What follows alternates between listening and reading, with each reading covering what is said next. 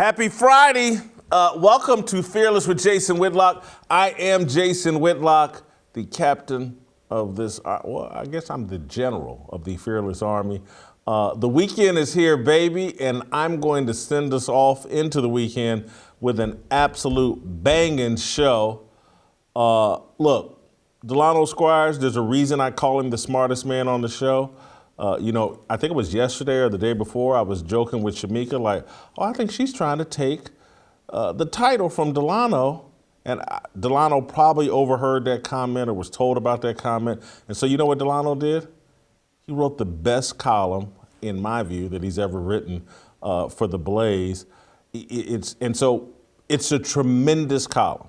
I'm going to get into it with Delano, and it's his explanation about being a black conservative and what his agenda is. As a black conservative, you're accused of a lot of different things, and basically, his agenda is expressing a biblical worldview, period, end of story. And I read this and I was like, hey, is he ghostwriting my own thoughts? And that's not why I thought it was tremendous, but it was just so concise, so clear, so on point that we're going to start the show talking with the smartest man on the show, Delano Squires. But the second half of the show will be just as good. We're going to bring on Ethan Strauss. He does a Substack called The House of Strauss. He made his bones as an NBA writer, covering the Golden State Warriors. He's worked at ESPN. He's worked for The Athletic. He's now struck out on his own. And Ethan Strauss writes some of the best, most thought-provoking stuff you can find on the internet as it relates to the sports world. Ethan Strauss is tremendous. He wrote a piece last week, about a week ago, breaking down the Adrian Wojnarowski, Brian Windhorst feud over at ESPN, over the James Harden, Ben Simmons trade, kerfuffle or whatever, the who's going to break the news. It's a tremendous piece on Adrian Wojnarowski and what's really going on in the sports media landscape. Ethan Strauss is a big thinker, a big writer, and he also writes some very provocative stuff about LeBron James we'll get into. He wrote a piece in late December, I believe it was, where he talked about why LeBron James isn't connecting the way LeBron James wants to, off the court, in pursuit of being the Muhammad Ali of this generation. We'll get into all that and more with Ethan Strauss. You do not want to miss the Ethan Strauss interview. Great stuff on ESPN and Adrian Wojnarowski and some kind of real inside sports media stuff that you'll find very fascinating. Then we'll get into a conversation about LeBron James. But we're actually going to start today's show. Delano has started such a massive, huge fire with his own column that we're going to go straight out to Washington, D.C. and bring in the smartest man on the show and have a full-throated conversation about the piece that he wrote today, the first paragraph of the piece. One of the most fascinating and frustrating things about being a black person with views described as conservative is the constant assumption that you are trying to advance a nefarious, self-serving agenda. Delano, I don't know if I can do an explanation of your column justice. I almost just want to sit back and let you read it on air. But man, I thought this piece was tremendous. So much of it relates to me. When 2 weeks ago, I had a conversation with a very good friend of mine who lives out in New York, and he's mixed race. He's half Puerto Rican, half white, and I was trying to explain. He thinks there's some great advantage in seeing both sides, and Jason, you don't criticize both sides the way you used to, and blah blah blah. And I'm like, nothing's changed with me, man. I have a biblical worldview, and there just happens to be one side of the group that seems far more out of alignment with God and his will for us than the other side. And so I just keep pointing out, like, hey, man, this isn't consistent with my biblical worldview. Anyway, I don't want to distract from that. Please give us an explanation, a summation of your column today. Sure. Again, thank you for having me on, Jason.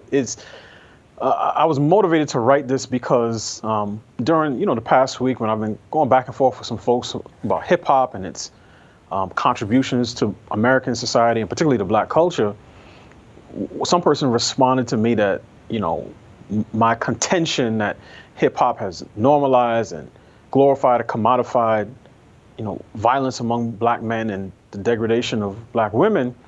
He said, this is a lie and indicative of someone with an agenda.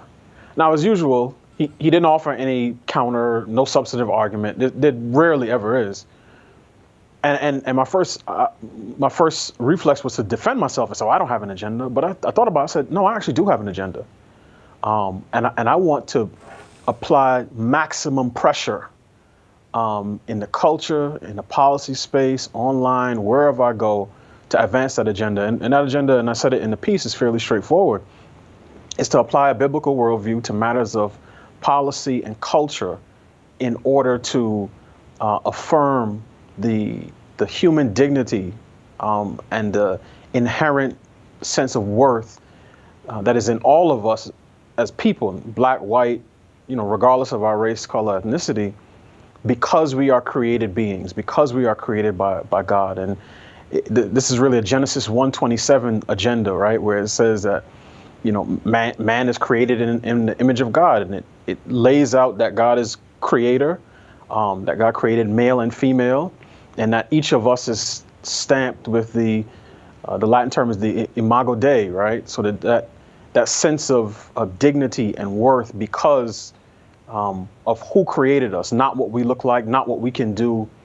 And this is why my positions, I can write about anything from slavery, abortion, sex work, criticize hip hop, because all of those things make human worth and value conditional on what a particular individual can do in service of another, or what a particular individual keeps another from doing.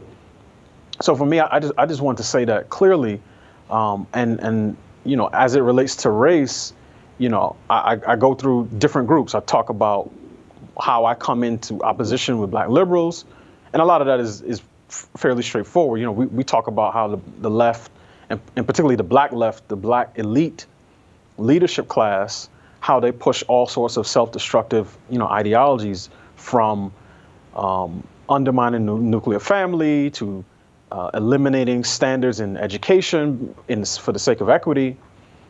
But the Black conservative piece was also important because I think a lot of times people think that all Black conservatives want the same things. And there's a group that is really out for, economic empowerment and political representation. And those things are certainly good things. But I came into a little bit of opposition to those folks because these were the people justifying the behavior and the content and the contributions of hip hop artists, rappers for the better part of 30 years, because they've given X amount of dollars to some charitable organization. And for me, the defining piece and defining line in my column is, there's no amount of money that you could offer me that would convince me to sexualize my wife or my daughter, or gangsterize my sons for a willing audience. And as I said, temptation may come to my family and to our door, but I'll be damned, and I said literally, if I'm the one that feeds them into the devil's mouth. So I wanted to make that part crystal clear. So if we get to the point where the folks on the right, the Black conservatives, say, no, we should support X person or X initiative because they're pouring a lot of money into our community, but what also comes with that is a degraded self-image, then I won't be on board. Just the same way if conservatives in general, the broader sort of conservative establishment, becomes the party of drag queen story hour, I'll just sit out every election, or I'll vote for whoever is the most conservative person in a given election, and I won't feel any particular way about it because I'm not here to advance anybody's political agenda. As I said in the piece, every group that I named, and I also named evangelicals, every group that I name is concerned with amassing, political influence, right? That's why they always talk about speaking truth to power. My agenda is to speak truth to error. I like that line, speaking truth to error, and I think one of the things I've said to people is like, hey man, I'm trying to have a conversation with black people about, because America's having this constant conversation for entertainment, for ratings purposes, for whatever. They have this constant conversation going on about black people and about the black community and how we move forward and how we advance. And I'm trying to specifically say to all people, but black people in particular, because that's the conversation America keeps hosting, is that, look, if you embrace the principles held within the Bible, that's going to move us forward. And are you not listening to the people that you're teaming up with on the political thing?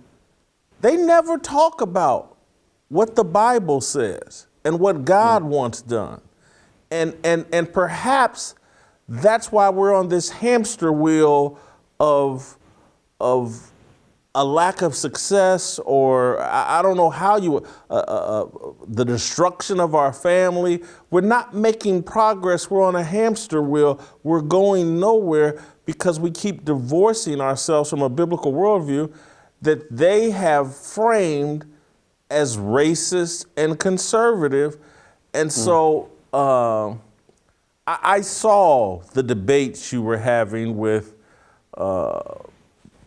black conservatives over Twitter. And one thing that I've seen from black conservatives is that they're removing the Bible and religion from their worldview, and they practice a race religion as well. And anything that we do, anything you might do in correction of us, well, or are you correcting white people? Right. And I sit there and go, well, I'm not white. Most of my friends happen to be black, even though I don't care what color my friend. But this is like asking someone, are you correcting the kids in the other house? Well, those aren't my kids. And so, man, I loved your column. I'm sure we haven't. There's some other layers in there that I would like for you to address. So I'm kind of want to throw the football back to you. So I think what you mentioned about the biblical worldview is so important. And I said in the column, a lot of people have heard the phrase, that politics are downstream from culture, right? So the things that are accepted in culture are eventually going to be sort of codified through our law and public policy. But sociology is also downstream from theology. And what you believe about God ultimately will determine what you believe about man. And that's why I said one of the groups that I also focus in on are evangelicals. And when I use that term, I'm talking about people who would sort of describe themselves as, biblically conservative. So these are people for whom the Bible has authority. They believe that, generally speaking, that it's inerrant and it's infallible, right? So these are people who, as I said, are both politically and theologically conservative, generally speaking, black or white. And they're people in both camps. And I've just noticed over the years just how they have taken on some of the same positions as liberal atheists. These are people who reject sort of the biblical teachings on morality for Marxist teachings on materialism. And the way it works out for the black ones is they end up sounding like, Ibram Kendi. And one person in particular, a guy named Jamar Tisby, actually works for Ibram Kendi. His whole shtick is about fighting racism. Every time I see him on YouTube, He's telling white people how to fight racism in their church, and in between that is sprinkled, sort of calls for reparations of one sort or another. And even though I think he often gets his history correct in terms of the role that the white evangelical church has played, either sort of advancing or protecting the status quo as it relates to racism, his present analysis and certainly what it means for the future is completely off, because he takes, again, the same position that you're either racist or you're anti-racist in the way Kendi frames it. And it's important to tie him to Kendi because Kendi is a person who appropriates claims about Christianity to his own religious dogma. Kendi believes that racism is death, anti-racism is life. The Bible teaches that sin is death and that life is found in Jesus Christ. So when you have an evangelical who serves as a bridge between the church, and particularly black folks in the church, and someone like Ibram Kendi, that's important. And then along with people like Tisby are an entire collection of white knights who think it's their job to tell the unwashed masses of white conservatives why they need to say Black Lives Matter and they need to advance the cause of anti-racism.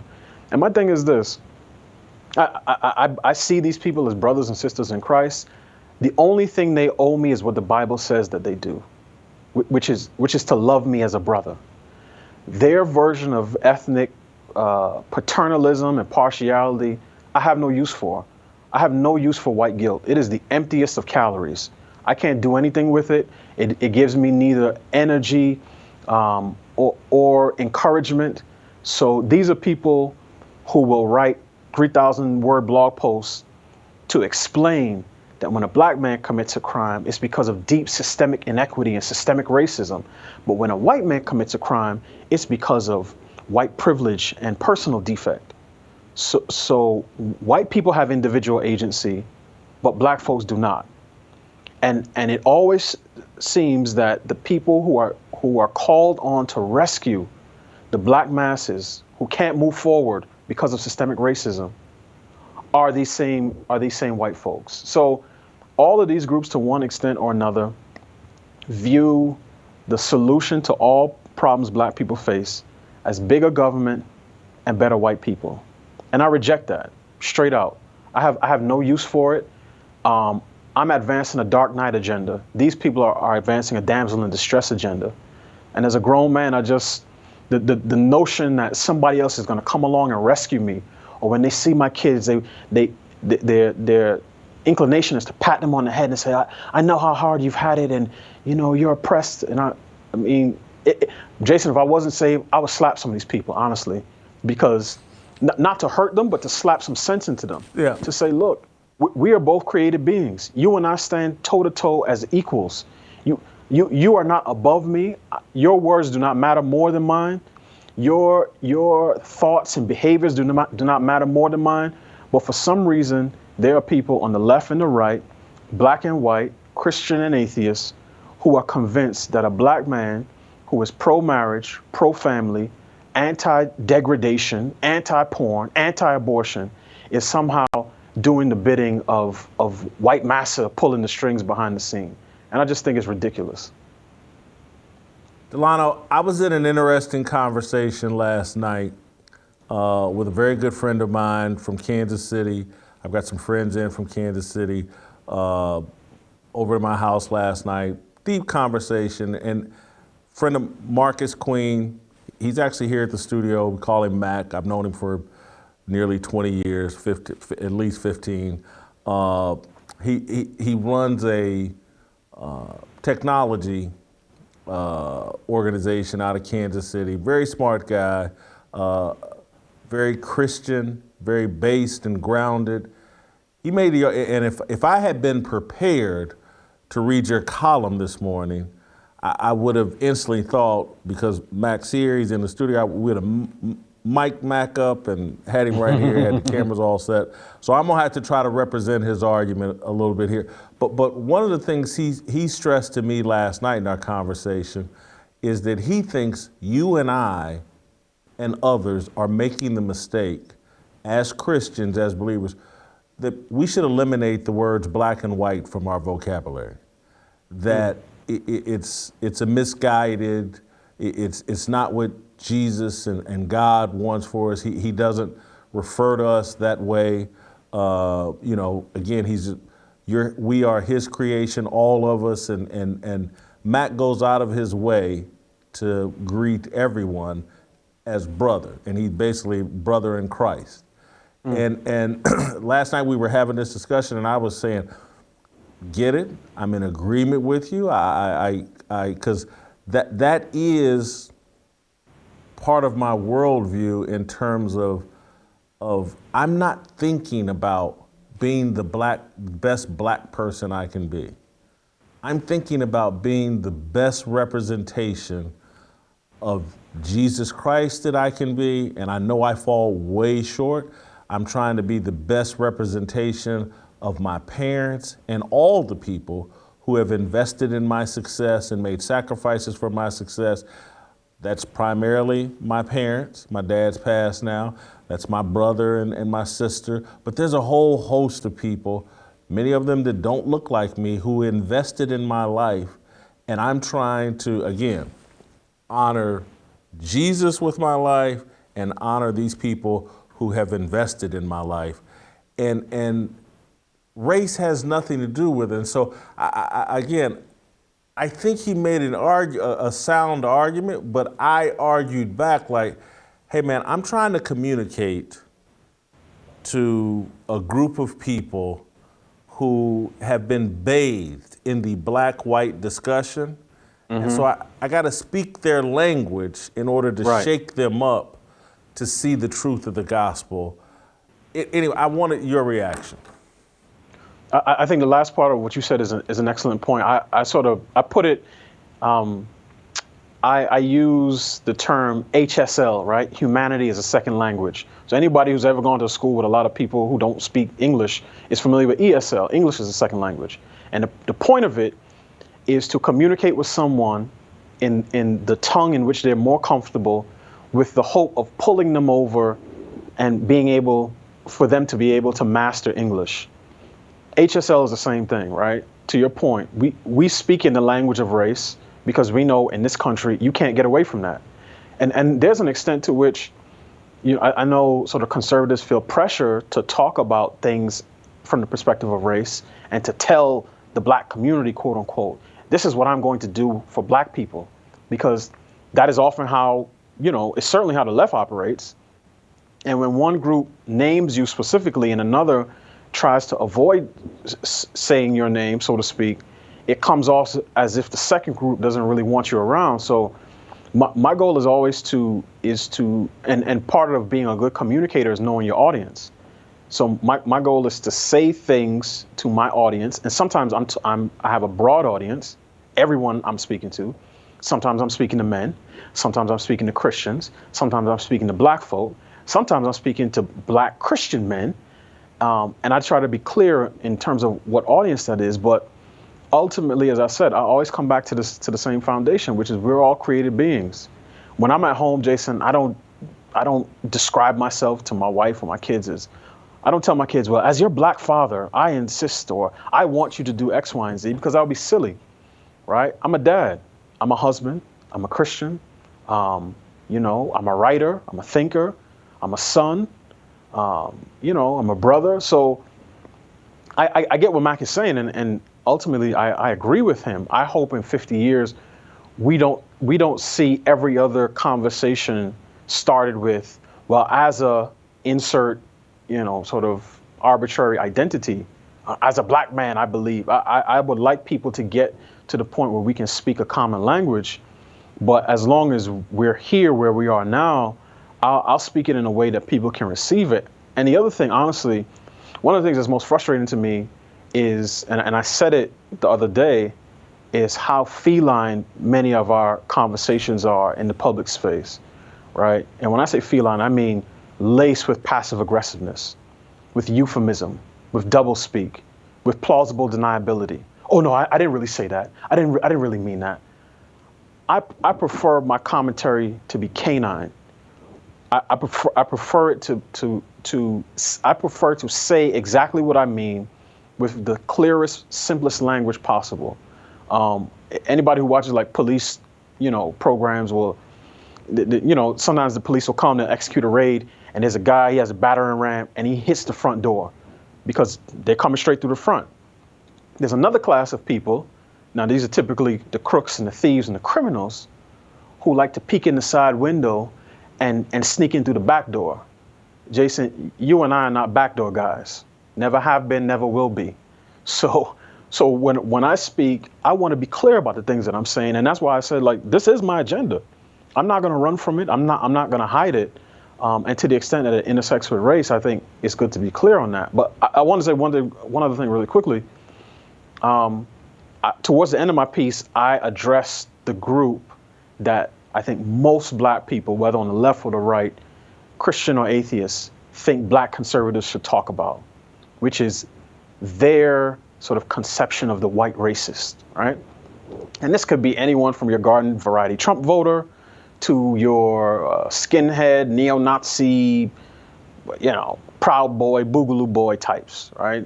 These are categories that are not particularly precise, but the left and the media has done a great job of painting everyone who even considered voting for Trump as a white supremacist. So my thing is this: we're at a point now in our culture where anything that has even the slightest whiff of anti-black racism is opposed almost universally by every sector of society, by corporate media, by big tech, by big business, by academia. A lot of people, have been seeing the video of the two teenagers in a fight in New Jersey, and how when the police come, they grab the black kid who's on the bottom. Actually, he's not even the aggressor at the time, and they put him in cuffs. And for a lot of people, this is an example of police bias and maybe even police brutality. And my thing is, as terrible as that scene looks, a couple things come to mind. One, we only hear about it because of the racial dynamics. If it was two black teens or two white teens, this would never be a national story. But two, you see the response from the broader society, right? Which is when it looks like a black kid is being mistreated by white people, particularly white people in authority, all of us raise our voice in unison and say, this is not right. And that to me is a sign of tremendous progress in our country. The problem is the sort of cultural border patrol or the people who are at the door at the club, the bouncers, they know how to identify the belligerent drunk who wants to get in and start a fight. They tell him, you can't come in here. But they let in all the assassins, right? It's like the movie Collateral with Tom Cruise. He looked good with Cruise and Jamie Foxx. He looked good. He wore a nice suit. He had a gold, silver pistol, and he went in there. Wherever he went, people end up dying. Our cultural border patrol has no discernment. So they're good at keeping out the white racists that they think is conservative, but they let in the black liberal with Marxist views and feminist views. They let in the white liberal who argues that wanting to have more black children born is a form of white supremacy. So my thing is this: just if we ran a hospital, we would triage based on the people who need the most immediate attention and have the most severe conditions. So part of what I'm doing is saying, in an era with an innumerable sort of choices in terms of what to focus on, I want to focus on the things that are important, but also that I think are most able to sort of work their way into the culture and cause us trouble. And right now, conservatives are, not conservatives, white racists are sidelined. CNN would never run a headline that says the most dangerous and violent person in America is an angry black man. But they will run that headline when it says that person is an angry white man, and they did run that headline. So that's why my focus and attention is on the people who get let into the club, not the ones who are kept out of it. Yeah, we'll let the mass shooters in. The guy with the 6-shooter with one bullet in Right. the gun, we can stop him in a heartbeat. I want to play the video from Bridgewater, I believe, New Jersey.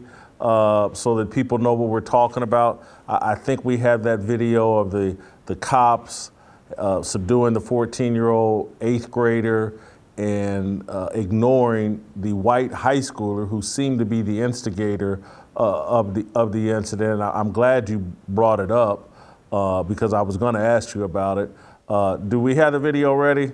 Yeah, I think we had the video ready. Let's play the video. Right now. Go outside right now. Andrew. No, go right out there. Go right you're talking to an individual. Get up. Get up. Get up. Right here. Go outside right now. You're talking to an individual. What are you going to do? You know I behind my face. Get your hand. Come outside. Come outside.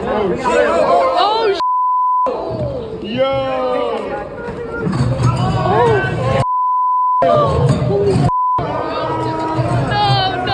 No, bro. Chill. Brian, get up. Brian, leave. Holy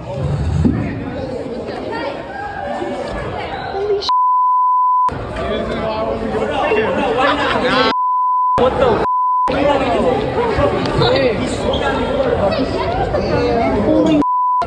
oh no.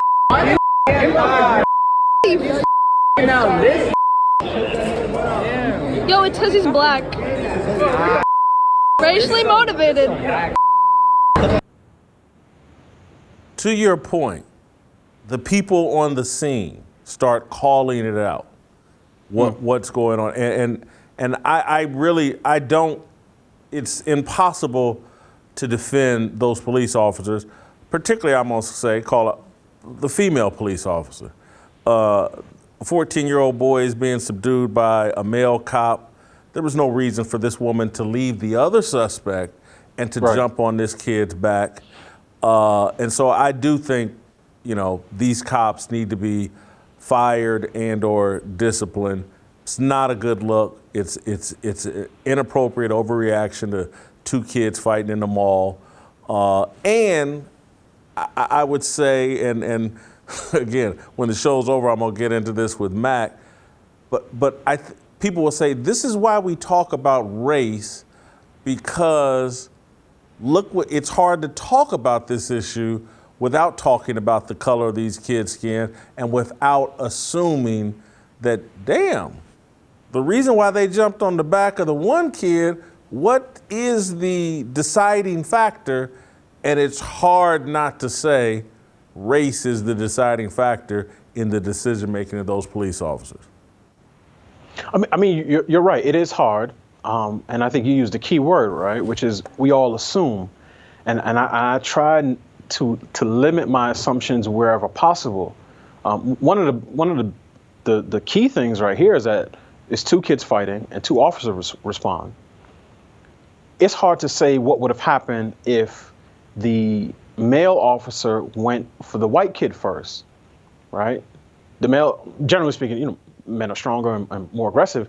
He may have very well, if he got the white kid first and pulled him off, he might have very well put him to the ground and put him in cuffs. It looked like the female officer was just wanting to separate them.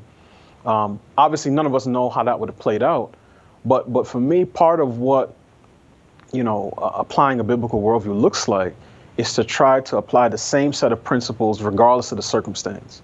And I agree with you. It looks terrible, but it only looks terrible because of the racial dynamics that are involved.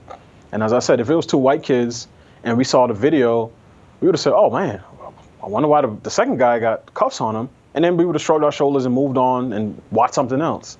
But I think we're at a point now where anything that has sort of a hint of racial bias, regardless of what the evidence looks like, is something that we all speak out against. And just let me be clear, if these officers did in fact act because of bias, I do think that they should be disciplined, and whether that means termination, I'm not sure. It certainly should be additional training. And that training may not be anti-bias training. It may just be, look, when you have two kids fighting, mutual combat, because by the time they got to the scene, the two guys were fighting. It wasn't one was standing over the other with a handgun or something. Your first move should be to separate them. And if you can get them separated and calm down, there's no need to put cuffs on anybody. If it's mutual combat and you're not going to arrest both of them, don't put one in cuffs and let the other one walk free. That could be part of the training, right? But for me, I always sort of temper my reaction because I know exactly where these things could go. And in the column I mentioned, our society is so opposed to even the slightest hint of racism that they turned the three guys that Kyle Rittenhouse shot, right, Rosenbaum, Huber, and Greuze-Krutz, into the three civil rights workers who were killed in Mississippi in 1964, right? Goodman, Schwerner, and Cheney. And they in a perverse sort of irony, end up equating three white guys, at least two of whom have felonies, including one who's a convicted child molester, and they almost propped them up on the same level as three men, two of whom were white, who were working to sign up black folks to vote in the Deep South. And they turned a trial that involved basically four white guys into a racial justice issue, right? And that's why, again, for me, part of my agenda is to apply the same principles equally across any situation, regardless of who is involved. And it's also to never encourage, defend, or promote in another man's house what I wouldn't allow in my own. And those two things are two of the supporting structures that hold up all the other parts of my agenda. I think you make a good point in terms of, hey, assumptions. Assumptions make fools of all of us. And so incompetence is always a possibility when people make bad decisions. Right. Incompetence has made me make some bad decisions. And so, and you're right, if those were two white kids, two black kids, we'd watch it and go, well, dang, the cops seem to overreact to one kid on the other, and we would keep it moving. And that's why, and again, this topic, now if Trump were in office, this would be the lead story on all the major networks. Right. And look, I don't know how it's going to be handled. Social media seems to be so far not jumping all over it and playing it up massively. And I think that's because of who's in office. But if my perspective was like, yeah, this is bad. Yeah, these cops need to be disciplined and certainly questioned. But no one got hurt here. I saw this kid interviewed later. He sounded perfectly fine. Bad mistake. But let's keep it moving because much worse, and I'm sorry to say it, but just much worse things happen that, we don't seem to get emotional about. We will hear stories about a 4-year-old kid getting shot laying in his bed, stray bullet, or out playing in a playground, and we'll keep it moving and act like there's nothing to see here. This kid survived, and Ben Crump's now on the scene, so the family's gonna get some money.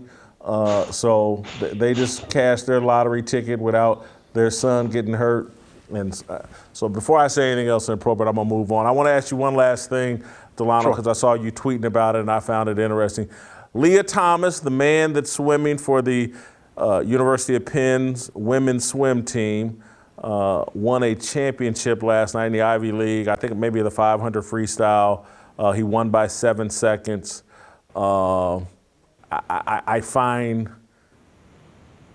this entire thing just fascinating, disturbing. When I think about the assault on truth, this is front and center to me. That and did an interview, and we'll play it this weekend on Apple, and you guys should watch it. It's tremendous, with Dr. Robert Zelenko. He's been at the forefront of some alternative ways to treat COVID, but he's also just a man of God that talked about, Sodom and Gomorrah. He says people misinterpret that in the Bible in terms of, well, why did God destroy it? There was sin everywhere. It wasn't just, Sodom and Gomorrah wasn't the only place in the world that sin was running wild. But he said the difference was they codified the immorality into their laws and basically started justifying the immorality. And that's what I look, when I see Lia Thomas and what we're doing, we're making rules and laws and establishing customs that are in complete objection to God. I get that this man feels like a woman, but that doesn't mean we should all pretend he is one, particularly when he still has a penis and he's out here swimming against women. This is the assault on truth and the big flaming example of like, we're creating a fantasy world, the devil's fantasy world. I mean, there's so much going on here. But Jason, I think when you showed that image of Lia Thomas on the podium and those two girls next to him, my response to seeing, you know, him winning the championship basically was focused on those two girls, because what we're doing as a society, obviously we're departing from truth, right? Obviously we're ingesting lies that are being propagated by, again, when I'm talking about having a functional bouncer at the door, that are being propagated by big tech and big media and big government. But what we're doing is that we're telling those girls that all of the hard work and the dedication and the discipline that they show is meaningless. And we are grinding them down underneath the boot of deception and lies, and forcing them to smile on a podium, looking up at William Thomas, and making them think that what they're going through is okay. And I can't think of anything worse that we could be doing to a generation.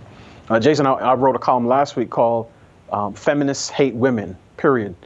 And part of my argument is that the people who say that they're speaking for women and they're fighting for women and are completely silent here. And they want to erase all of the things that make women unique. And what we're doing here, as I said in that piece, is that we are prioritizing confused sons over confident daughters. And we have no idea what the long-term impact of that is going to be.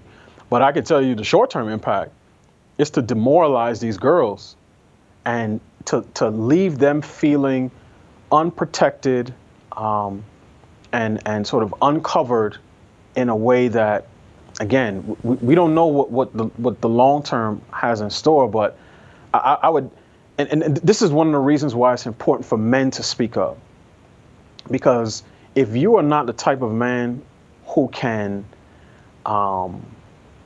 speak up and correct, whether let's just say a man dealing with his daughter, right?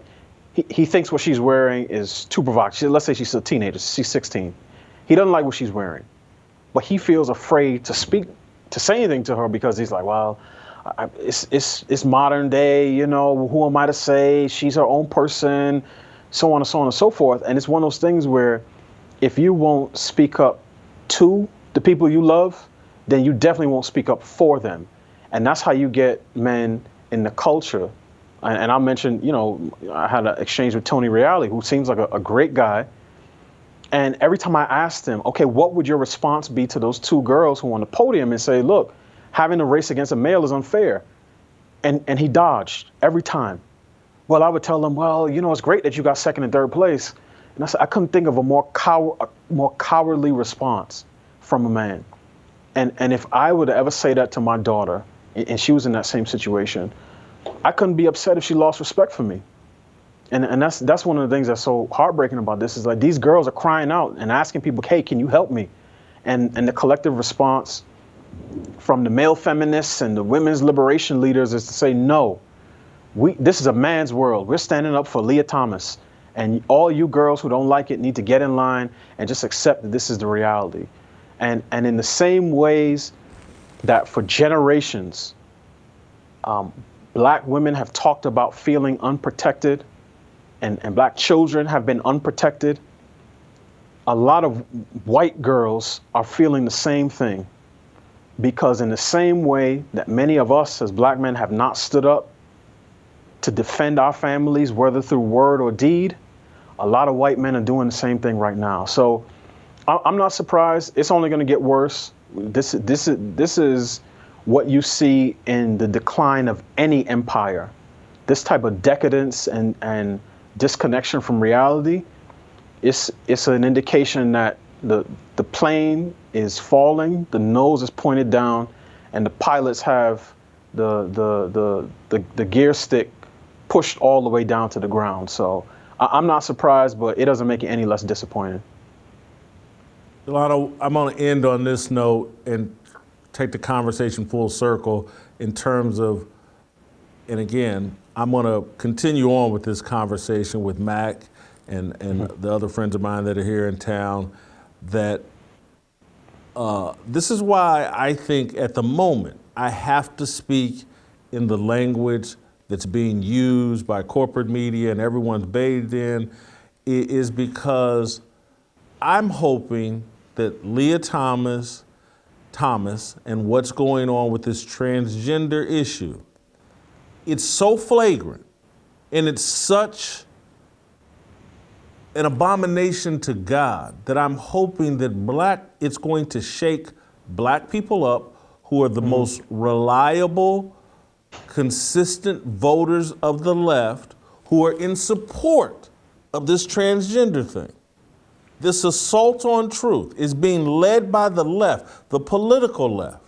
And we, people with our skin tone here in America, are the most reliable voters for the people empowering this. This is not consistent with God's will. And I'm hoping it's gonna snap some people out of it, like, hey, what are we really doing here? Because we think the litmus test for loving God is whether or not people bow down and love us. And I'm saying a mouthful there, but people think about it over the weekend. Because we think, if we think someone's racist, they can't be a Christian. If they ever use the N-word, they can't be a Christian. If they've ever done anything unfair along racial lines against black people, they can't be a Christian. And I said, well, hold on, I'm a Christian, and I've used the N-word, and I've done unfair things to some white people. Right. I have. And I've said some really horrific things about white people that if we're said out in public, like, wow. And so, and maybe I'm not a Christian. Well, you're not either, because a lot of these people, I know them well. I know they've done the exact same thing, same sin. So I'm hoping this thing with Lia Thomas is just so flagrant, and that's why corporate media is ignoring it. This is a story among conservative media outlets and conservatives on social media, but ESPN's totally TV, their most powerful platform, totally avoiding this topic because they don't want it's such an obvious affront to God. They don't want to put it in people's faces because they don't want people to snap out of them and say, well, hold on, maybe Whitlock and Delano aren't crazy when they keep saying, like, hey man, this stuff is satanic. So, Delano, can great job. Yeah, please. Can I say something real quick? I'll be quick, but I won't hurry. Yeah. I think two things really quick. One, the corporate media does cover it, but when they do, it's always from the perspective of affirmation. So I think I saw an article in the Times. I didn't read it, but the headline had some. I think the piece was trying to say Lia Thomas is only an issue because he keeps winning, right? And it almost framed the issue as people who are against this, who actually want girls' sports to be for girls, are just sore losers, right? So we know whenever corporate media opens their mouth about this, it'll only be in the place of affirmation. But I want to bring it full circle in terms of a biblical worldview and the Imago Dei. What we're doing also does not help Lia Thomas or people like him who struggle with gender identity.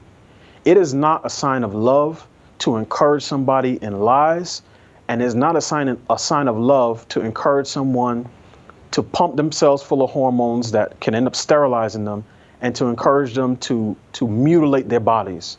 When we look at countries in the Middle East or Africa who engage in genital mutilation, particularly for girls, we see that as barbaric. But here in the West, when we start putting kids on cross-sex hormones and prevent them from having puberty and make them sterile, and have 13 or 15 or 16-year-old girls cutting off healthy breast tissue, or like the kid I Am Jazz Jennings, who, cuts off his private parts and uses skin from all over his body to create a fake vagina. None of that stuff is loving. None of that stuff is kind.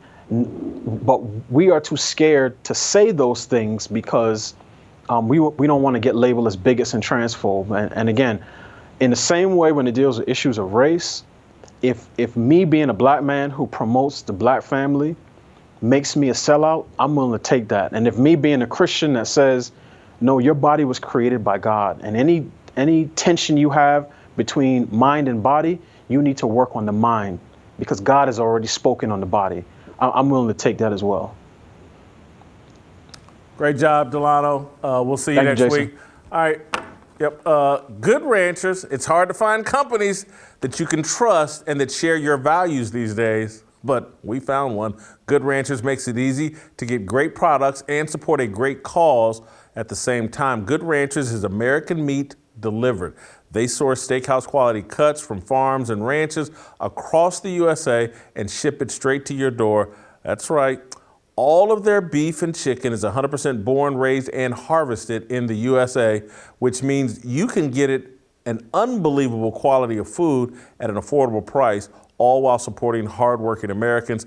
Head on over to goodranchers.com/fearless today to have delicious American meals on your table. Order now with the code FEARLESS to get $25 off your box. Now is the time to support American farms and ranches. They're hurting and you're hungry.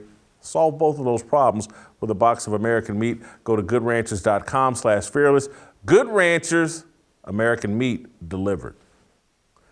When we come back, I'm going to bring on sportswriter Ethan Strauss for an interview I've been dying to have. This is one of the smartest guys writing about sports in America right now. Ethan Strauss. Next.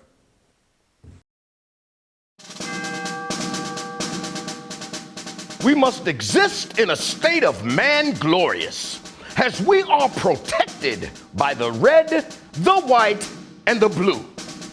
But remember, the mind is the key. The fearless soldier pledges to place God first and foremost in his everyday endeavors of life. We, the fearless army, are one nation under God, indivisible, with freedom and a belief in the American dream. The men bold enough to join our movement comprise what we like to call the New Dream Team. We are leaders of our families, our churches, and of this nation. We reject the seeds of division that are planted by corporate media misinformation. We affirm that all men are created equal and are endowed with inalienable rights, which are granted by our Heavenly Father. We are bound by honor to accept God's challenge, to take the flag and lead, to cherish, to protect, and to nurture the life of our unborn seed. I am a fearless soldier, so shed no tears for me. I am not a victim. I am the man that God made me to be. Amen. All right, welcome back. Time for an interview I've actually been looking forward to for a couple of weeks. Ethan Strauss, he has a Substack called The House of Strauss. He writes mostly about NBA related issues. He writes very fascinating, thought-provoking pieces. It's not a person that's looking for X's and O's. It's actually someone examining the culture around the NBA and the stars in the NBA and the media people in the NBA. He just wrote something about Adrian Wojnarowski that last week that got a lot of attention about how Adrian blew the James Harden, Ben Simmons trade. But I want to actually start out talking to Ethan Strauss about Ethan Strauss, because I'm kind of irritated at myself that I'm just really understanding how talented this young sports writer is, and I want to know how I missed it. Ethan, welcome to Fearless. You certainly are fearless on your Substack and maybe even with your decision making. The first thing I got to ask, Ethan, we'll start with a real simple question. You look 16. How old are you? I'm 36. I was told recently that I could be in that range where it could be in the 40s, it could be 25. But yeah, hey, you know what? Maybe Substack has rejuvenation capabilities for me. It's made me take on a new lease on life, Jason. All right. So before we get into some of these fascinating things you've written, I want to understand for my own self, and I want the audience to understand a little bit of your background. Where you're from, where'd you go to college? How did you get involved with sports writing? I went to UC Berkeley, and so I'm out in the Bay Area, and I was watching the We Believe Warriors when I was in college, and that seemed pretty cool. And so just as a little side hobby, I enjoyed watching the Warriors, and I heard about a job coming out of college in the NBA, going to New York, like so many people do, because they're tricked into thinking New York is a little more fun than it is. I feel like every TV show and movie portrays New York as a place where the sun is shining. You know, Sex and the City, they're always drinking mimosas out in the sun in the spring. It seems idyllic. So I wanted to go out to New York and have fun. And there was a job in the NBA in public relations. So, Jason, my job every day was to wake up at 4 a.m., 7 days a week, read literally everything written about the NBA, and send a memo to David Stern. That was my job. And it was boring. It was terrible. No social life. But I came away from it going, oh my God, there's this whole world out there of people who just travel around and watch basketball and they get paid for it. And that's what they do. And I'm this idiot who's making 17 grand and trying to pay for an apartment in Brooklyn when I could maybe be doing this. So the jumping off point for me, Jason, was a year later after just having this bizarre circumstance where I was at the 2009 NBA draft and I was assigned as the guy to wear a headset and lead Ricky Rubio around as he was just completely crestfallen over falling to the Timberwolves and only wanted to see his family. For hours, I just forced him to do a Patan death march through media interviews. I wrote down everything that night about the experience. I posted it on a blog. It went somewhat viral. I think Deadspin put it on their site, and that was a big deal back then. And that kind of got it rolling. And it went from just as a hobby, blogging about the NBA, blogging about the Don Nelson Warriors, to ESPN sniffing around, hiring me, and I became a beat writer. I hope that's not too boring, a whole recapitulation of my origin story, as it were. Whoa. So your first job as a sports writer was at ESPN? Well, I wouldn't say it's my first job as a sports writer because I did little odds and ends. I was at Bleacher Report for a spell, but my first job in NBA media was on the other side of it. I was in PR. So I saw the media from the perspective of the NBA. I was very low on the totem pole. I don't want to make it out like I was some big shot. I was as low as it could get, but I was in there with them figuring out just, okay, what story is a bad story for us? How do we kill it? Who's good for us? Who's bad for us? And I think that, in a way, really was my first job in sports journalism. It was being the antithesis of journalism. It was about tracking the journalists and thwarting them. My official job title was in media monitoring, which sounds very Orwellian. That helps me explain because you have a very 360 perspective on the media, and that's because of where you started and then where you transitioned to. You go from working for David Stern to basically working for the television network that's in bed with the NBA. and then at some point, now this job with ESPN, was that covering the Golden State Warriors, or where did you start there? Yeah, I basically was writing freelance as a hobby. At the same time, Jason, I was at salon.com when it was more of a publication and not as crazy because that was in San Francisco.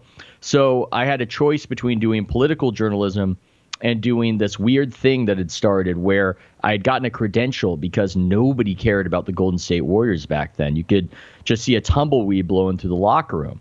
You know, the only What beat year writers is this? there. We're talking like 2010, 2011. You know, we're talking about that into 2012. So I got to just show up. It was, hey, anybody who wants to show up, here's a credential. You're blogging? Fine. You know, we need somebody here to watch this team. And so I just was having more fun being around the NBA because it's like Hollywood. It's a ridiculous place. And ultimately, I knew I had to make a choice between serious journalism and sports. And I chose sports. It just seemed a lot more fun. Now, I was occasionally getting a freelance article about the Warriors on ESPN. They liked what I was doing. And suddenly the Warriors just take off like a rocket ship. And there's a lot of interest in this guy named Steph Curry. And so they needed somebody, right? They needed somebody. And I had some good people behind the scenes, pulled some strings. Henry Abbott did a good job for me. But I look at it almost like when you're hungry and you open up the pantry and you're looking around and maybe there's some stale almonds. I almost felt like I was the stale almonds where it's, hey, we don't totally know this guy, but he's going to work for a very modest sum. It's a lot cheaper than trying to convince, I don't know, J.A. Adonde to move up to the Bay Area and pay him to do it. Let's see what he can do. And then Mark Jackson gets fired. That's all very interesting. Steve Kerr takes over. And suddenly there's this dynasty taking off like a rocket ship, and I'm right place, right time. Yeah, covering a dynasty will do a lot for your name recognition and legacy and bank account. And so at what point did you also work at The Athletic? I did. So I was fired in 2017, although maybe it's laid off. It's a little unclear. The aforementioned Adrian Wojnarowski takes over. I think I had written something critical of him in 2010 and how he was covering LeBron. So there are a lot of rumors that maybe he did it. I honestly don't know if he did. I have no idea. The thing when you're fired is that you're not actually in the room when they make the decision. So I'm not sure. So I was fired by ESPN, mysterious circumstances. It gave me a chance to kind of take a beat, take a break. They were paying me while I was fired, after I was fired, just on a 2-year contract, which again, that doesn't seem like a cost-cutting measure. Now, does it, Jason? That doesn't seem like they were saving a lot of money in doing that. But anyway, The Athletic came calling. I wanted to get back in the mix, and it was just a very fortuitous circumstance. And that was the Kevin Durant era, which was its own thing. It was less innocent than the dynasty initially was, but it was very NBA. You know, the way that NBA situations unfold. In football, dynasties break apart due to injury, due to age. In the NBA, the dynasty almost always falls apart due to ego. And we see that with Shaq and Kobe. We see that with The Last Dance looking at the Chicago Bulls. And I think we certainly saw that with the Golden State Warriors and Kevin Durant, where there just wasn't enough credit to go around, even if nobody could really beat them if they were healthy. So let me see if I understand this thing at ESPN. Is Henry Abbott part of the decision-making that brought you to ESPN? And then, if my memory serves me correct, when Adrian Wojnarowski got brought over to ESPN, Henry's power went down and he got pushed out. So is that accurate? You kind of got caught up in that? Yeah, you are correct on the timeline. Only it was a lot faster than that. I remember I got a phone call in the morning that Henry had been fired. And it was, oh my God, this is crazy. This is devastating. And I had no idea that I might get fired. It just would not even occur to me. The Warriors were in the playoffs at the time it happened. So I just figured, well, yeah, that's really tough. I'm going to have to make good with my new boss, Adrian, I guess. But a few hours later, I got the phone call. I was told that I had been fired. And it was a terrible couple hours. But then, Jason, I realized something, which is that I hated my job. And I was not admitting to myself that I hated my job because I was so lucky to have the job because of what I just told you. I used to be making 17 grand, waking up at 4 a.m. every day in the league office with no hope of doing anything creative or fulfilling. I had been so lucky to be hired and for the Warriors to take off. I'd been coasting on what they had done. Steph Curry had been paying my rent. So I didn't have a true sense of accomplishment. I just felt very fortunate. And every wedding I ever went to, and you know how this happens, just every guy wants your job. Everyone's like, oh my God, I wish I was doing what you were doing. And so I was hearing that all the time. But at the same time, as it was actually happening, I really didn't like my job. I felt like it had become very fast paced. They wanted an article written immediately afterwards. I know people listening are saying, boo hoo, I have a terrible job. I don't really care about your misgivings, but it was funny. It was, it was getting fired. And then 2 hours later, I felt like a giant weight had been lifted off my shoulders because the beat reporter grind is a hell of a grind. And I was just hoping to be relieved of it. So I have no, it's funny. I write critical things about ESPN, but I legitimately have no bitterness towards them. I'm very happy what happened. Even if they were never looking out for me, I'm glad things unfolded as they did. Listening to your story, though, I think it's educational for people in terms of how, particularly in the sports media, it kind of mirrors the sports world in terms of, like, Adrian Wojnarowski is basically a new head coach for their NBA coverage, and they're going to surround him with his people or people he's comfortable with. And I used to know Adrian a little bit back in the day when I was more out there as a sports journalist, and Adrian does hold grudges, and Adrian does settle scores, and and so this is kind of a segue into you writing about Adrian and Brian Windhorst and how Windhorst 36 hours ahead of Adrian Wojnarowski on the Ben Simmons, James Harden trade, and Adrian trying to shoot it down and contradict Brian Windhorst. I know Brian better than I do Adrian. Brian and I would call friends, certainly friendly back in LeBron's Miami Heat days. But, Adrian has very few friends in this business. And so I guess I will start here as it relates to Adrian Wojnarowski. I think some people would say, do you have an axe to grind with Adrian? And is that why you wrote the piece you did that I thought was a terrific explanation of why he blew that trade? Adrian did. He tried to shoot down Brian's reporting. And then when Brian's reporting proved to be true, he tried to change the narrative, the timeline. They just started talking about this trade today and blah, blah, blah. Anyway, you walk us through, one, do you have a problem with Adrian personally? And then two, help the audience understand, because you wrote a terrific piece about it, but could you break down that piece you wrote about Adrian and why he blew that trade and why ESPN's NBA coverage is actually getting worse with Adrian Wojnarowski as the head coach? Yeah, it's, I think, a little more complicated than an axe to grind. I think it's because I've been critical of him, I'm on the outs with him. He's not, I don't want to make him out to be the worst guy ever. I think he contains multitudes. There's a tremendous warmth that he has with a lot of people, but he's very binary. It's very Manichaean. You're either with me or against me.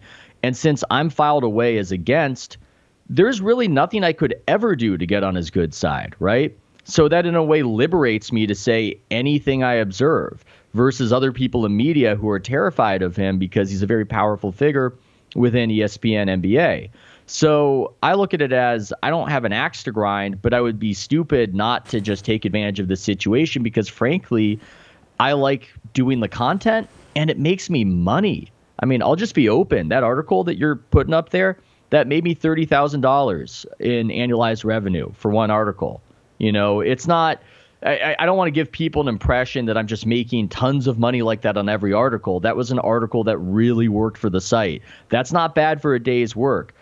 Is it an axe to grind? I think I would be stupid not to take advantage of that situation. And I'm not only in it for the money, but it's just a demonstration of it's good business. People behind the scenes in media like talking about Adrian. They're interested in what the hell is going on at ESPN. And it doesn't get aggregated necessarily. You don't see people retweeting it in the industry, but they pay to read about it and they talk about it. And so it serves my interest to discuss it. And yes, I do think that he has hurt their coverage overall. I think we underrate the power of story right now. And we're in this silly era where these companies think that Twitter is everything and everything has to be tailored to Twitter. And the NBA, I think, is the worst offender of that among sports leagues. If you want to look at why the NFL did so much better than the NBA over the last 5 years, people say, oh, the NBA went woke. I mean, so did the NFL. The NFL does tons of corporate signaling, right? They have. Even more so than the NBA. They've done the pink gloves during breast cancer month and whatever, for the longest time. But they benefited from the NBA thinking that Twitter was their path to power. It is not an accident that NBA Twitter became such a big thing. They met with Twitter. Adam Silver and former Twitter CEO Jack Dorsey would do an annual conference, and they would talk about the merging of their brands. They thought that this would be what would make them popular. And it was the sports bar that was virtual. And it was great. It was a great idea. I don't even think that I thought anything different back in 2015 when they were doing this happy talk in 2016, where you could read all these crazy articles about how the NBA is going to overtake the NFL. People really believe that. You can read prestigious publications where people are saying that. If you want an example of the media, by the way, being completely out of touch, I would put that one up at the top. If you think that the NBA, or if you thought at any point that the NBA was going to overtake the NFL in the United States of America, you might just need to start traveling around some. You might just need to get out of your apartment. But people thought this. But the problem is that Twitter is poison. That's the issue. And they wanted everybody to ingest it. I was at training camp, I remember, and they would have every player go up to the social media station, authenticate them on Instagram, on Twitter, on everything. They encourage the players to communicate this way with the public. Well, what does that do? These are narcissism contraptions. So it makes the athletes more narcissistic. You're not even managing your brand. You're just leaving it to anybody to talk about, in the virtual sports bar or whatever. So it's just a cacophony of annoying people. The main function of Twitter, in my opinion, is just to allow sociopaths to boost their reputation at the expense of others. And so in the end, the NBA conversation, it detours from the games. It becomes less appealing. The athletes become more inward focused. And all of a sudden, you've got Adam Silver at the Sloan Conference a few years ago going, candidly, I might add, and credit to him for being candid, but he's saying, oh my God, all our stars are unhappy. I don't know what to do about it. They're all unhappy. I think that's part of the story of how that happened. It was a technological mistake that ran the NBA aground. Ethan, I got to ask you follow-ups on this, why are you so smart? What seriously? And I said, what are your parents? What were their careers? Man, you see things really clearly, and you're just 36. What were you a straight A student in junior high and high school, magna cum laude in college? Help me out. I don't know if I'm that smart. Writing is the thing that I've just been able to do so I can articulate things well. But God, don't give me a piece of IKEA furniture. I'm going to look pretty stupid. Your thinking is on a much higher level. The things you're able to see and discern. There's not a lot of sports writers. The connection you just made because this is what Twitter has been doing, and I've been preaching this for a long time. They have convinced politicians. We can control the thoughts of people. We can deliver votes and elections to you. This is what all the social media, and maybe it's because you're from Northern California, or you certainly went to college out there, and so maybe you understand the mindset of these social media companies.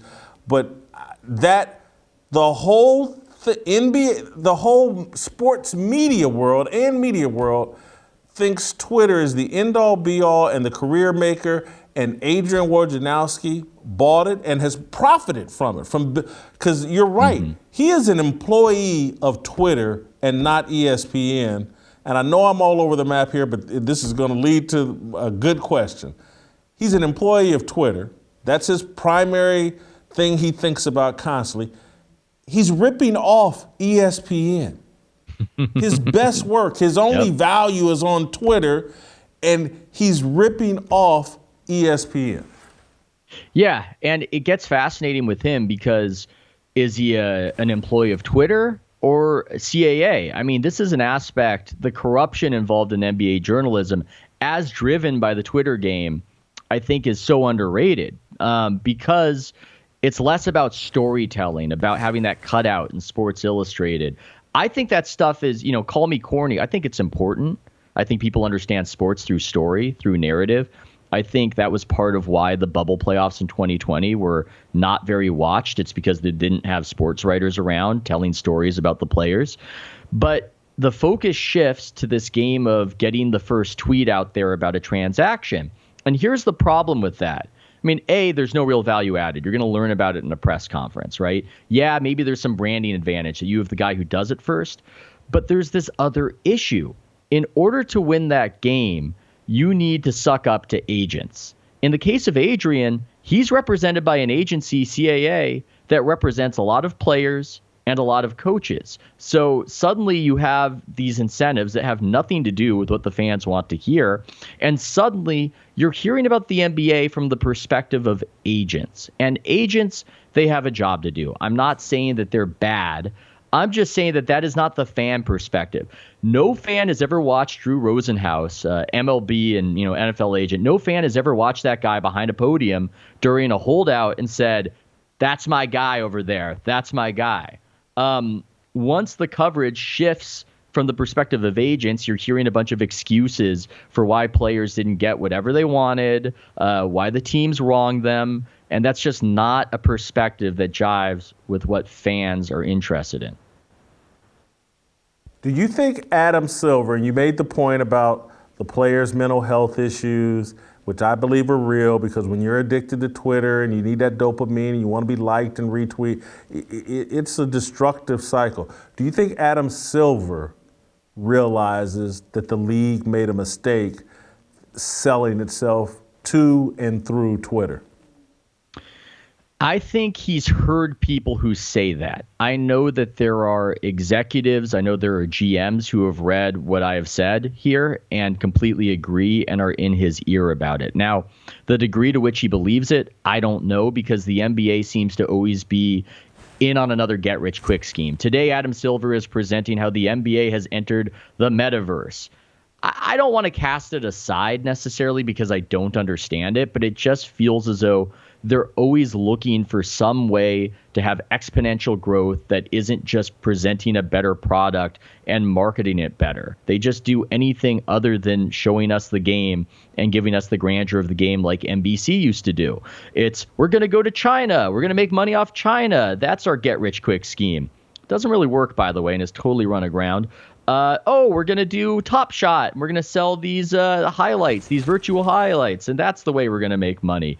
We're going to do it with Twitter, and now we're to the metaverse, and it just seems as though in order to boost shareholder value or make the teams more appealing to the people who want to buy them, that has been the approach of Adam Silver, and I guess I could be sympathetic to him. I think he's a smart guy, but I don't think he has a feel for the game. I think he's a drab bureaucrat that he can read. He can read some charts. He can read what other people are into, but he doesn't have that Don Draper intuitive sense of what people want to see in the way that his former boss, David Stern, I believe, did for any of the flaws Stern might have had.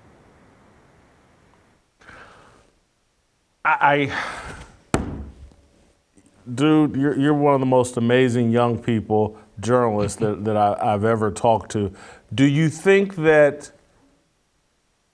there's talk about free agency for Adrian Wojnarowski, Shams Charania? Do you think ESPN is capable of snapping out of its Twitter obsession and might move on, let Adrian Wojnarowski walk? It's a tough one because Jimmy Pitaro, who runs ESPN, used to work with Adrian back at Yahoo. And so they are aligned, and there's a power share right there. Now, I think the bit of tension at ESPN is that it is still a cable TV company. There are people within ESPN who know television. And what they know is that Adrian Wojnarowski isn't good at it. I'm not trying to say that to be mean. I'm not saying it to be mean. It's just true. It's just true. He's bad at it. I'm not saying I'm good at it. If you put me on TV, have me do Malika Andrews' job, I'd probably fail, right? But in the case of ESPN, they're almost pot committed to selling him as this star, this guy almost like Stump the Schwab who knows all the deals, which, by the way, works out awkwardly when he messes up the biggest storyline of the NBA season. But, that's another thing you can read about on the old Substack. So I think if he ever gets pushed out, it's going to come with a lot of momentum coming within the TV aspect of it. Dave Roberts, who runs a lot of what they do on television and has risen to power along with Stephen A. Smith, who is, of course, excellent on TV, knows that Wojnarowski is not good. I think has tried to marginalize him, keep him away from the countdown desk. And so it's just this question of, at the cable sports company, how long can you hang on to the guy who's not good at the television?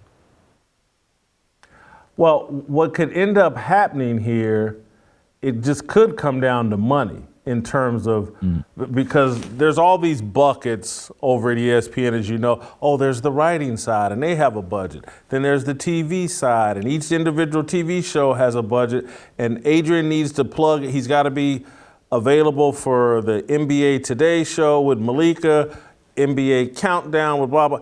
And if these TV people start saying, well, we don't want to pay as much because the guy's not as good, and then it becomes, well, his whole budget has to fit on the writing side, and the people on the writing side might be sitting there going, the guy's writing is basically tweets. He's not really Adrian's a very talented sports writer. He just gave it up to become a tweeter. Oh yeah, he could write.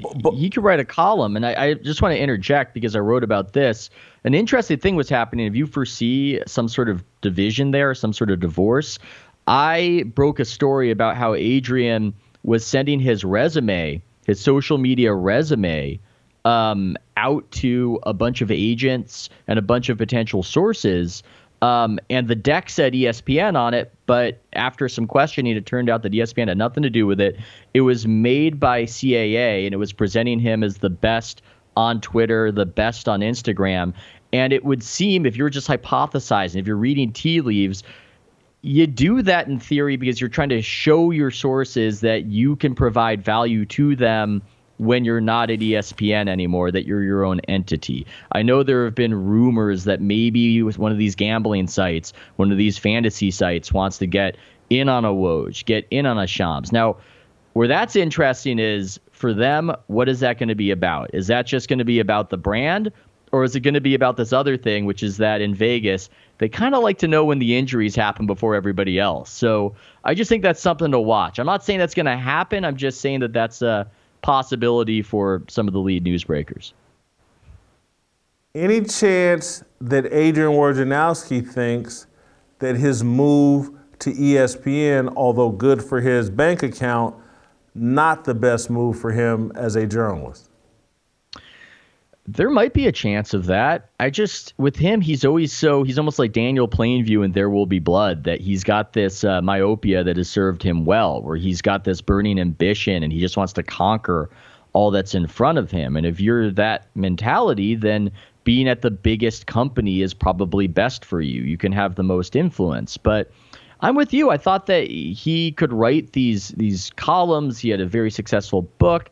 I wouldn't be surprised if he wants to get off the grind, because the thing about news breaking, Jason, is that I never meet a happy newsbreaker in sports. Maybe you have. I've never met Adam Schefter in the NFL. Maybe he's happy. Jay Glazer seems happy in the NFL. He seems gregarious, but in the NBA, it's not a lifestyle. It's not a lifestyle that lends itself to fulfillment. I remember Shams Charania talked about how he gave up playing pickup basketball, which he loved because you can never be away from your phone. Mark Stein, who was at ESPN and got pushed out by Adrian and now is at Substack, once told me that he hadn't been in a movie theater in over 10 years because you could miss your phone, so you can't see a movie. I know the people listening are saying, boo-hoo, we don't care, but I do think that informs the decision-making that it's the way you make the most money, which we both think is crazy because you're not really providing that much value, sorry to say it. And look, I want to be clear, I could never do the job. I'm not saying I could do what they do to earn that money. I'm just saying that it's not really serving fan interest, but it's how you get the money, but it comes at a cost, and that cost is misery. And so I guess it's just about how much tolerance for misery does Adrian or Shams or any of these people have? I want to add this note about Jay Glazer, and I say this respectfully. We know he's moved away kind of from the news breaking thing and is a bit more of a personality. And so Jay has a pretty good life. He has fun. Let me take a break and pay some bills, and then I want to return and talk about LeBron James, because you've written some really fascinating stuff about him as well. But let me tell you about my go-to doc. As most of you know, I came down with a mild case of COVID recently. Taking some time off to heal allowed me to reflect on my health. I've talked about the health changes I've made this past year, but one of my new favorites is mygotodoc.com. This latest strain of COVID, the Omicron variant, is milder, but I know many people who had a really rough time of it. High-risk patients need meds on hand so they can start treatment fast, and low-risk patients often benefit from off-label meds because they can prevent long-haul COVID, which can be debilitating. Here are 3 reasons that I love Dr. Saeed Haider at mygotodoc.com. 1, he's a COVID expert. This is all he does, and he's treated over 40,000 patients with 0 deaths. 2, you can register and ask questions for free. 3, they connect you to pharmacies that ship you a full 28 doses of ivermectin for less than $150. mygotodoc.com is your go-to source for COVID-19. I encourage you to check them out today. That's mygotodoc.com. All right, let's return to Ethan Strauss. And with the rest of our time, Ethan, I want to talk a little LeBron James. I reread the story I read in December. I reread it this morning. And I love the argument that you made in terms of tying it to LeBron and his lack of self-awareness and the commercials that he keeps putting out that take himself very seriously. They don't connect. They don't put him in a good light. He's got this crazed pursuit of trying to cast himself as the Muhammad Ali of this era. I think he thought that was the path to surpassing Michael Jordan because he was never going to win the number of rings. He's never going to be as great as Michael Jordan. But if he could add this off-court stuff, build a school, build that reputation, then he could, hey, I'm the Muhammad Ali of this era. I'm the greatest. I'm better than Michael Jordan. That's what and anyway, I'll let you elaborate from there. No, I think that's true. And, some of the momentum from that people say came from Lynn Merritt at Nike, who is one of the biggest NBA power figures that the average fan has never heard of. He's a big deal. And he rose alongside LeBron. And I think Windhorse has written that LeBron looks at him almost like a father figure. So if Lynn Merritt says this is a good strategy, if he did say that, then that's going to weigh heavily on LeBron. But I think the miscalculation was this. Now, this is something that conservatives, and many of them obviously, watch your program, something they might not want to admit. But what Colin Kaepernick did was indeed brave. You can criticize the motivations, you can criticize the content, but it was a risk. And yes, he got a ton of money from Nike in the end. And it's easy to say, oh man, some risk he took, look at all the money he got. It wasn't obvious at the time he did that with his protests. The NFL is very much a nail that sticks out, hammer down type of league. If you're stepping out of line, the NFL doesn't like that. So at a certain level, people respected the risk that Kaepernick took. And from what I hear, LeBron observed that and thought, well, I can do that and I can get that kind of credit. But the problem is that LeBron's not taking any risk, and everybody understands that LeBron's not taking any risk. His aim, his pursuit is to become a billionaire. That's a pretty cool goal to have. I mean, I would like to have that goal. That sounds pretty nice. But everybody gets that if that's the goal, then what are you really giving up to pursue it? And just saying similar slogans to a Colin Kaepernick is not the same thing as actually risking your job. I mean, everybody understands it, even if nobody's saying it. So it doesn't resonate. It's not really the personality aspect of him that people liked, which is that he was fun and he was funny and he's got a charisma to him. And then it gets the apotheosis of it is him making this tearjerker of an ad, and the reveal at the end is Ruffles potato chips. I mean, it's a parody. It's a satire. It's what happens when nobody around you is telling you that something looks silly. And I also just think that it's revealing of why people don't like social justice, an underrated aspect of it in the media. Not social justice. They like the idea of social justice, but there is a set of incentives that nobody admits to, which is that cynics and sociopaths use it towards their own ends. And those incentives exist and everybody sees it, but nobody says it. And even if they don't have the language to articulate it, people know it. They know it. When they watch the ad, they know that LeBron James is using these fraught issues and these serious issues to advance himself as a businessman and as a business entity. It doesn't work. And frankly, I think it speaks well of the public that it doesn't. I want to just give our audience a taste of what you're talking about. We put a little compilation of some of these commercials together, and then I'm going to ask you a follow-up question. Play the video. We're all made of different things. Ridges that make us who we are, mold us. Now these things, we can keep them hidden away. We can let them defeat us, or we can embrace them. To push myself to the limit.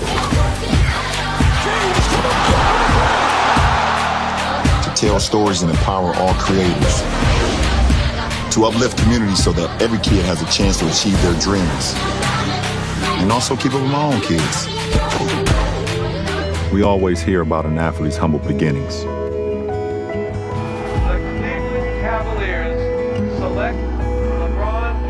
How they emerge from poverty or tragedy to beat the odds. 107, 8 seconds to play in double OT. They're supposed to be the stories of determination that capture the American dream. To pave the way for others. To speak when something needs to be said. To make a difference any way you can. And build things no one else will. Oh, man. See, the issue with LeBron is he's constantly making a documentary about himself. And documentaries don't sell products. Again, that whole thing at the front about ridges, that was about potato chips. And I'm like, you can't sell potato chips while making a documentary about yourself. But No. when you said something about Colin Kaepernick earlier, and I don't want to debate you about Kaepernick, but I will say this. I don't think he had enough common sense to understand what he was doing and how big it was. And so he just kind of fell into it. And a lot of what I see from LeBron, a lot easier for me to say than you, is I just don't think LeBron's very smart. And that's why, again, he keeps making documentaries about himself. Look how powerful and intense and how caring I am. Again, you can show better than you can tell, but he's insecure, I think, and I think at one point you had some comments in your piece about LeBron reading the first page of all these great books and he got called out or accidentally called out by Taylor Rooks about the autobiography of Malcolm X, and we found out he hadn't really read the book. I guess this leads to I just don't think LeBron is that smart. I think he's had some good handlers around him at Nike that have helped him. And you made a really powerful point at the end about his marketing and how maybe he hasn't maximized because everybody spends all their time managing LeBron rather than trying to execute some kind of vision as it relates to LeBron. Yeah, I mean, nobody can tell him anything. He's the biggest guy at Nike, and sometimes a division of labor benefits you. You're not taking on things that you're not good at, for instance, but you shouldn't need to be smart to be able to market yourself. There's something else going on here, which is that he's reflecting what is seen on Twitter, what the media claims to like, back at them. So it should work in theory, right? I think we see this with the mismanagement of Giannis Antetokounmpo's reputation. You know, the guy who just won the championship and the MVP for the Milwaukee Bucks. Some of your listeners/viewers might not have heard of him because I think that he has been marketed poorly by Nike. Now, how has he been marketed? He's been marketed through the lens of what professional class people and corporations think is important and meaningful. They hammer you over the head with, he's an immigrant. He came from struggle. He came from humble beginnings. A lot of the notes that you hear LeBron singing in his advertisements. Now, that's all true, and it's an incredible story. And if you want to read a book about Giannis Antetokounmpo, there's a great one that was written by Miran Fader. But that's not how you market basketball players to the public, and that's not what the public sees when they see Giannis, a 7-foot guy who can jump out of the gym. Nobody is watching that guy and going, oh my God, how did he make it to the NBA? This is a miracle. No. If they're marketing him properly, they're honing in on how Giannis is fun, he's real, he's a hard worker, and you make ads that are fun. In the 1990s, I know it sounds crazy, but corporations actually made advertisements that were fun. Nike made advertisements that were funny. Penny Hardaway shoes were, advertised with a Chris Rock narrated puppet, and it was hilarious. But they're always trying to overthink it, and they're trying to recapitulate whatever lessons they learned in their universities and say them through the mouths of the athletes, and the public doesn't feel it. How much of that, the serious tone, and particularly as it relates to LeBron, the struggle that I overcame, how much of that can be related to China and Nike getting its marketing in line with what China wants? And to me, China and Nike are, wedded at the hip and portraying America as fun and a place where black people are really happy, particularly these athletes that are making billions of dollars, is not what China wants. Yeah, I don't know how it influences the marketing, but it certainly influenced LeBron's decline in popularity, and I don't think media really reckons with that or admits that or says it should be so, because if you're looking at what was the first big decline in NBA viewership, maybe correlation isn't causation, but it followed LeBron James lambasting Daryl Morey for speaking out on Hong Kong and saying that, there are limits to free speech or whatever he said that came off very poorly. And I think that was a moment. It was an international story. It was all over the news. And all of a sudden, Americans are watching LeBron James, whose appeal is somewhat rooted in that he is a Midwestern American, scolding somebody in the NBA for his free speech, criticizing China, which is an adversary of ours. So when I look at the China situation, I almost look at it less as what Nike is up to and more that it is the issue that has the biggest chasm between public opinion and elite opinion. When Gallup poll asks people how they feel about China, 79% of Americans have a negative opinion. Where are you seeing that reflected anywhere outside of maybe conservative media? Where are you seeing people say, hey, China kind of at fault for this whole COVID situation that's made things miserable for 2 years and killed, I don't know, however many, maybe 1 million Americans when it gets all told, to say nothing of what's happened outside in the broader world. Nobody is really saying this. So I think what ends up happening is that the people who suck up to China in the public eye, they make themselves very unpopular to the broader American public, and they can't even see that because nobody in their circles thinks there's anything wrong with that. Nobody in their circles thinks anybody's mad at it. But it turns out that for the average American, they do take offense. The average American, I think, is a little more nationalistic than the average person in media and the average person at the top of these boards and these corporations. I want to jump to another point that I found fascinating.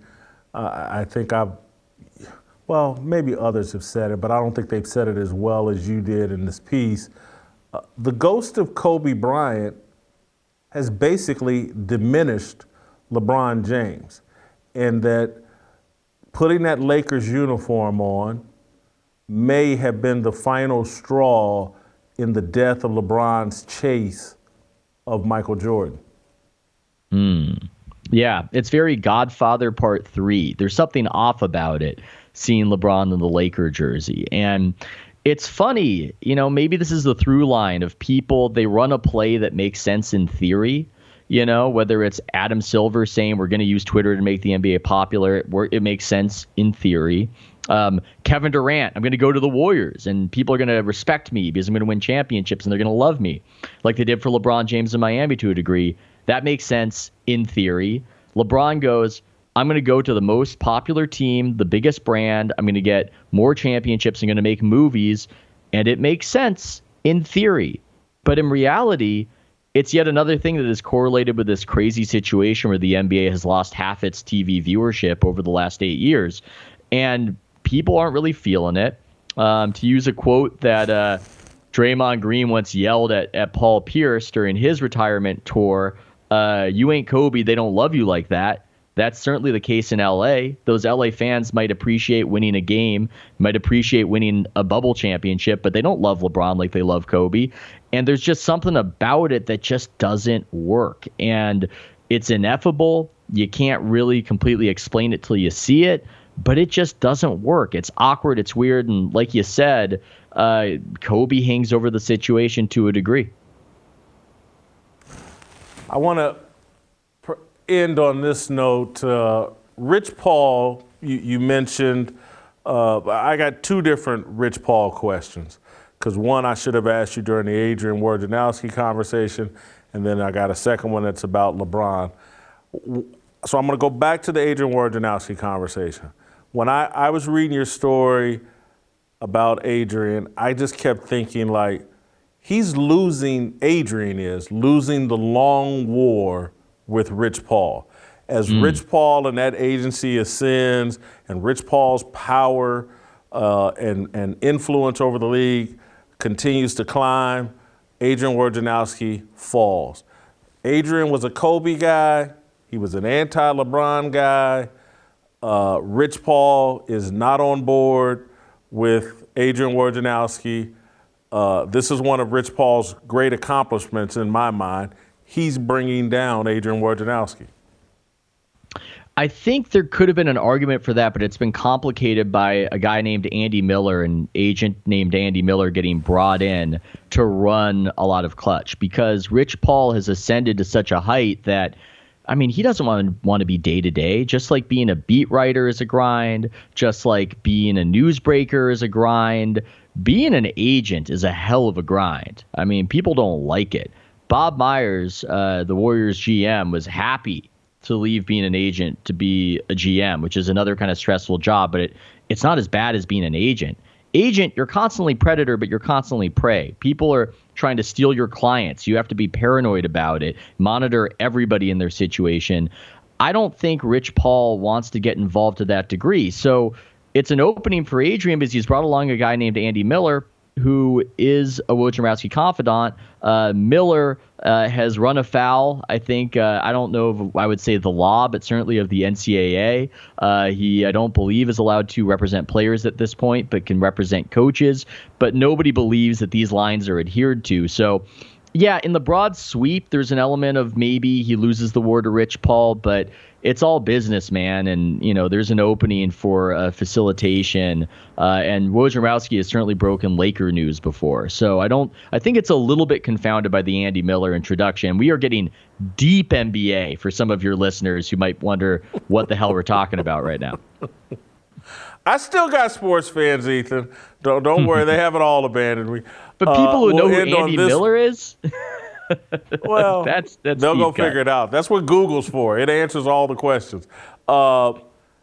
Rich Paul, I think you talked about it in the LeBron article. The thing I actually respect the most about LeBron is the way that he empowered Rich Paul, Maverick Carter, and the guys that he has stayed loyal to. For some reason, I can't think of the guy that basically is his personal assistant that's been with him his most of his life. But I think there could be an argument made that while he did what was best for his friends, and even though they're having a tremendous amount of success, LeBron did sacrifice things along the way. And because of having to allow these guys to grow into their positions. And so I think there's a set of agents more experienced. They're like, yeah, Rich and them, they're on top now. And that's all thanks to LeBron James and his incredible physical gifts and talent. But if he had had the proper help along the way, LeBron would probably be further down the road than he is even now. But I can't even use that as a strong criticism of LeBron just because he uplifted the people closest to him, put them in position, and his talent is so immense that if he had to make some sacrifice for his own professional or image, whatever, it was well worth it because he empowered the people that he cares about. And beyond that, there is an aspect of business brilliance to it. I mean, Clutch, as an agency, saw something that other people didn't see. Yeah, Rich Paul might have screwed up the Ben Simmons situation, but all told, Clutch has been a tremendous success. I mean, not only do you get to do something that's frankly fairly shady, but I guess there are no rules and you break them at your peril by leveraging LeBron James as a player while LeBron runs a player agency. But damn if it didn't work. And not only did it work, but it's cool. You know, they perceive that players want to be associated with an agency like a brand. These agencies weren't brands, right? There was nothing cool about being with Wasserman. There's nothing cool about being with, I don't know, Relativity, whatever, Mark Bartelstein. There's nothing cool about it. See, I can say this because I have a Jewish last name. You know, there's nothing cool about us, right? Rich Paul, cool. Brand it like a luxury item. You know, I hear about players wanting to join Clutch and they're asked, hey, you know, why do you want to join Clutch? And they go, I don't know. They're just going to introduce me to some cool people. That was a business opportunity that was seized upon. And so maybe some of these guys LeBron James has empowered have their flaws. Maybe it hasn't worked out for his own reputation, but they weren't on to nothing, I guess is what I'm saying. There was something there that was made use of. Ethan, thank you so much for your time. Anybody that knows me knows that I'm very conservative with my praise. Most people know I can't stand young people. I say that jokingly. Man, you're brilliant. You everything that I've read, you just backed up in words. This isn't even about writing. It's the ability to think and discern and connect dots. It's so rare in our business, and you have all of that in abundance. I got one more. Why did you go off on your own? Why did you leave the comfort of mainstream sports media? I just felt like it was getting harder and harder to make obvious observations, frankly. And some of that was political, but some of it was just industry. The stuff we're talking about with the conflicts of interest with the player agencies and how the reporters are reporting on players and they're represented by the same agents. That's crazy. And they don't disclose it.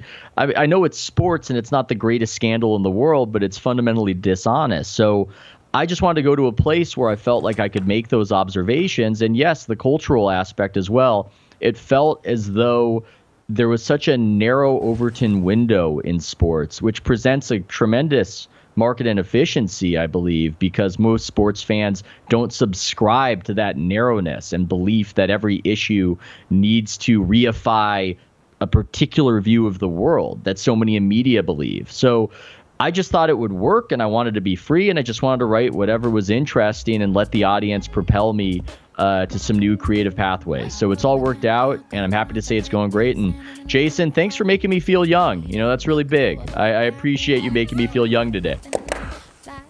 You're definitely young. You look 15.